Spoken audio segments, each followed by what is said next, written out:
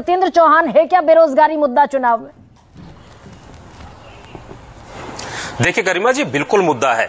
और जिस तरीके से ये डिस्कशन चल रही है, दरअसल हमारा पूरा फोकस आंकड़ों पर और डेटा पर है, लेकिन असलियत क्या है प्रैक्टिकल रूप से। अभी मैं पिछले महीने अमेरिका और कनाडा गया था, और असली तस्वीर क्या है कि वहां के कनाडा के सबवेज में और कनाडा के थ्रू या अन्य कंट्रीज के थ्रू जो डंकी के सिस्टम से हरियाणवी लोग बच्चे वहां पर जा रहे हैं, वो एक बेहद दर्दनाक तस्वीर है। अगर आप आंकड़ों की बात करेंगे तो जिस इलीगल तरीके से वो अमेरिका में जा रहे हैं उनका डेटा आपको नहीं मिलेगा, लेकिन जो आंकड़े आपको मिल रहे हैं दरअसल वो आंकड़े वो हैं कि सरकार ने कितनी जॉब प्रोवाइड करा दी है और कितने बेरोजगार हैं। लेकिन हरियाणा की अगर आप अन्य राज्यों से तुलना करेंगे तो हरियाणा एक प्रॉस्पेरियस स्टेट है, और उसकी वजह यह है कि हरियाणा का 50% इलाका कहीं ना कहीं एनसीआर में आता है, और एनसीआर में जमीनों के रेट बढ़े हुए हैं। लेकिन यहां पर यह भी सोचना होगा कि हर किसी के पास जमीनें नहीं है, एक गरीब तबका भी है। अब दूसरा दिलचस्प वाकया आप सुनिए। अभी कुछ दिन पहले, आप चूंकि अब पूरा चुनाव कवरेज कर रहे हैं, अभी इस चुनाव आचार संहिता के आसपास ही आपने चंडीगढ़ में एक बहुत बड़ा प्रोटेस्ट हुआ, और वो प्रोटेस्ट पता है किसने किया? ये बड़ा दिलचस्प है। वो प्रोटेस्ट सत्ताधारी भारतीय जनता पार्टी ने किया, और पूर्व मुख्यमंत्री नेता विपक्ष भूपेंद्र सिंह हुड्डा के घर का घेराव किया रोजगार और बेरोजगारी के मुद्दे पर। और आरोप ये लगाया गया कि कांग्रेस पार्टी की वजह से हजारों युवाओं को नौकरी नहीं मिल पाई। अगर कांग्रेस पार्टी विरोध नहीं करती, चूंकि हरियाणा में कोड ऑफ कंडक्ट लग गया था, तो वो हजारों लोगों को भारतीय जनता पार्टी की सरकार नौकरी दे सकती थी। खैर, अब चूंकि चुनावी मौसम है, अब चुनावी मौसम में सबसे बड़ी दिलचस्प बात यह है कि पक्ष और सत्ता पक्ष और विपक्ष दोनों होते हैं।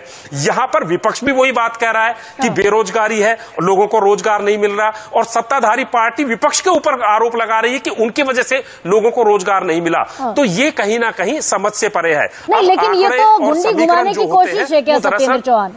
आपने तो खैर बड़े बगैर लार लपेट कह दिया, वो उस पर ठीकरा फोड़ रहा है, वो उस पर ठीकरा फोड़ रहा है।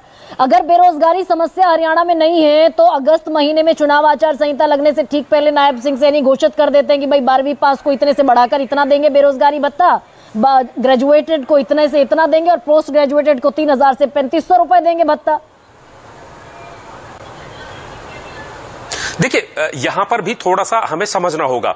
अभी जो हरियाणा सरकार ने डेटा आपको दिया है और जिसमें यह कहा जा रहा है कि हमने इतने रोजगार दे दिए, इस डेटा में दरअसल वो पद भी हैं जो कि कॉन्ट्रैक्चुअल बेस पे हैं, कॉन्ट्रैक्ट बेस पर हैं।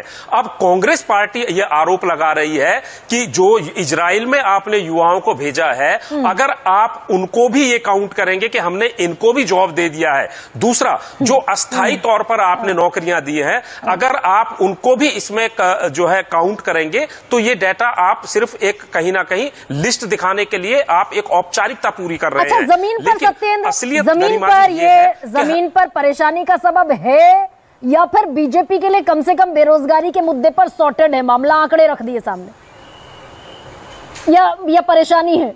देखिए, यहां पर भी जल्दी से देखिए, मैं आंकड़ों की बात कतई नहीं करूंगा, लेकिन प्रैक्टिकली क्या है, व्यवहारिक तौर पर जब आप हरियाणा में जाएंगे तो हरियाणा में नो डाउट बेरोजगारी एक बड़ा मुद्दा है, और वो बेरोजगारी का मुद्दा कहीं ना कहीं अग्निवीर स्कीम से भी प्रभावित हुआ है। दूसरा, अगर बेरोजगारी ना होती तो हजारों की संख्या में युद्ध के दौरान हरियाणा से युवा इजराइल जाने के लिए तैयार ना होते। अगर बेरोजगारी ना होती तो डंकी सिस्टम से वो अमेरिका नहीं जाते। अमेरिका में डंकी का रूट पकड़कर बिल्कुल इलीगल इमिग्रेंट के तौर पर हरियाणा के युवा जा रहे हैं। गोपाल जी, दिल पर हाथ रखकर संजीदा तौर पर ये सवाल पूछ रही, वोट बैंक पॉलिटिक्स छोड़ दीजिए, भूल जाइए 5 अक्टूबर को वोटिंग है, मुद्दा है, चैलेंज है, हर तीसरा युवा बेरोजगार है, और ये तो सरकारी आंकड़ा है। अगर मैं गैर सरकारी आंकड़े की बात करूंगी तो फिर जमीन पर तो स्थितियां आप भी जानते हैं और मैं भी जानती हूं। देखिए गरिमा जी, मैं बिल्कुल पारदर्शिता के साथ ये कहना चाहता हूं कि इस देश में बेरोजगारी एक मुद्दा है, उसका सलूशन है सरकारी नौकरियां नहीं है, आपको इकोनॉमिक एक्टिविटी बढ़ानी है। जैसे विजय सरदाना जी ने भी कई डेटा दिए, बहुत अच्छे डेटा के ऊपर इनकी मास्टरी है, उन्होंने दिए।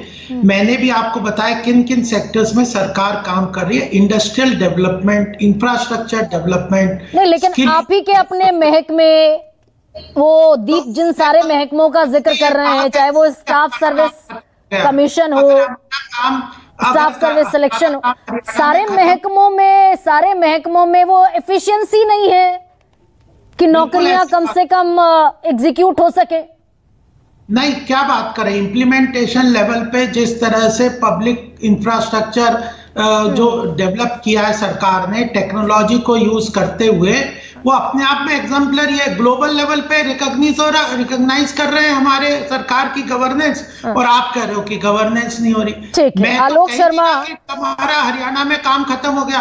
अगर गोपाल जी एक सेकंड चुका होता तो हम अगला क्यों इस बार दोबारा इलेक्शन में लोगों से समर्थन मांग रहे होते। ठीक है, आलोक शर्मा, ये जो पिच है बेरोजगारी की, इस पर apart from the politics policy देने में फेल रही ना कांग्रेस भी? देखिए, कांग्रेस 10 साल से तो विपक्ष में बैठी है, तो पॉलिसी देने का तो मतलब ही नहीं है कि हम फेल हो गए। हमारी सरकार आएगी तो पॉलिसी भी बनेगी और हम रोजगार भी देंगे। अभी स्किल डेवलपमेंट की और इंटर्नशिप की बात आई कि 1 करोड़ लोगों को देंगे। बता दीजिए गोपाल जी, 2 कंपनियां हरियाणा की 6 महीने इस फाइनेंशियल ईयर के चले गए हैं, कहीं पर इंटर्नशिप शुरू हो गई हो तो ये केवल घोषणा करते हैं। हरियाणा के ऊपर 5 गुना कर्जा बढ़ गया। अर्थशास्त्री महोदय विजय सरदाना जी जो कह रहे हैं, विजय सरदाना जी कह रहे हैं कि वहां ट्यूबवेल कनेक्शन बढ़ गए। अरे भाई, ट्यूबवेल कनेक्शन तो इसलिए बढ़ गए, लैंड का फ्रेगमेंटेशन हो रहा है, परिवार टूट रहे हैं, उसका आप रोजगार से कैसे ताल्लुक कर सकते हैं? लेकिन मैं तो चाहूंगा कि तमाम जो हमारे अर्थशास्त्री हैं वो सुझाव भी देंगे और उन सुझावों के साथ हम आगे बढ़ेंगे। जब सरकार बन जाएगी, जिस तरह से अभी तो युवा के पास क्लैरिटी नहीं है ना कि कांग्रेस आएगी तो क्या करेगी। दीप, हमलावर बीजेपी पर हैं आप, डिबेट में आपने सारे पॉइंट्स कांग्रेस के गिनवा दिए, लड़ बीजेपी के खिलाफ रहे हैं। नहीं, आपने देखिए 2 बातें बीच में कही। एक तो ये कि गुड गवर्नेंस का जिक्र जैसे गोपाल जी कह रहे थे, मैं दावे के साथ कह रहा हूं, और मुझे इस बात का बहुत दुख है। हरियाणा का स्टाफ सिलेक्शन कमीशन सबसे पिछड़ा हुआ विभाग है, हरियाणा का सबसे पिछड़ा हुआ।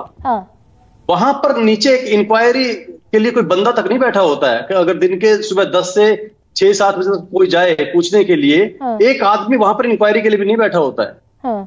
और वहां पर आप दीवारों से सर मारकर अपने आप को वक्त खराब कर सकते हैं, लेकिन कोई जानकारी नहीं मिलती है। कब क्या होने वाला है, कब क्या हुआ है, क्यों हुआ है, कुछ पता नहीं चलता है। तो कुल मिलाकर दीप, ये बेरोजगारों की फौज है हरियाणा में। आप तो दोनों तरफ है ना। आप तो भाई, आप 4.5 साल इधर रह लिए, तो इधर वालों को कहेंगे तो भी अंडर द डॉग खड़े होंगे, अब अलग हैं तो भी अंडर द डॉग खड़े होंगे।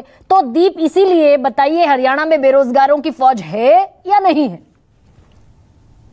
मैं मानता हूं कि हरियाणा में रोजगार चाहने वाले और रोजगार लेने लायक युवाओं की फौज है, जो आगे आकर रोजगार मांग रही है। और वही युवा विदेश जा रहे हैं। ये मैंडेट बेरोजगारी पर भी होगा क्या? बहुत छोटा सा। विदेश जब पंजाब के युवा जाते हैं तो वो नेगेटिव नहीं है। हरियाणा के युवा जा रहे हैं तो हम ढूंढ रहे हैं कि वहां को क्या दिक्कत आ रही है। ठीक। और सबसे इससे बड़ा इशू, एक आखिरी लाइन, इससे बड़ा इशू क्या है? कांग्रेस पार्टी के कैंडिडेट खुले आम ये कह रहे हैं कि हमारी सरकार बनेगी तो जिसने 2000 वोट दिलवाए होंगे उसको हम इतनी नौकरियां देंगे, जिसने 50 वोट दिलवाए होंगे उनको इतनी नौकरियां देंगे। खुले आम कह रहे हैं। पहले अपना घर भरेंगे, अपने रिश्तेदारों को लगाएंगे, अपने हल्के के लोगों को लगवाऊंगा, मैं हुड्डा साहब के पास लेकर जाऊंगा।